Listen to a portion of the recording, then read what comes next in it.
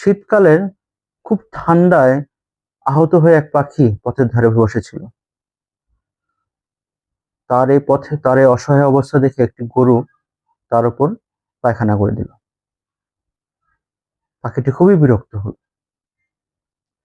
যাক, গোবরের উষ্ণতায় হোক আর যে কারণে হোক, সে প্রাণ ফিরে পেল এবং সে তার উষ্ণ তার ঠান্ডার সমস্যা কেটে গেল এবং সে গোবরের মধ্যে দাঁড়িয়েই শীষ দিতে লাগলো আনন্দে।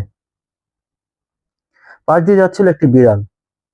গোবরের উপরে বিড়ালকে দেখেই বিড়াল পাখিটিকে দেখেই খপ করে ধরে ফেললো এবং তাকে খেয়ে ফেললো। এই গল্প থেকে আমরা শিখতে পারি, যখন কেউ আপনাকে কাদা ছুঁড়ছে, সমালোচনা করছে, তার মানে এই নয় সে আপনার ক্ষতি চায়। আরেকটি অর্থ হচ্ছে, যখন কেউ আপনাকে বিপদ থেকে উদ্ধার করছে, তার মানে এই নয় সে আপনার ভালো বন্ধু। তাই বন্ধু বিবেচনা করে নির্বাচন করবেন। আরো একটি অর্থ আছে, যখন আপনি বিপদে পড়বেন অবশ্যই নিজেকে আরো বিনয়ী করে তুলুন, পরিশ্রম করুন।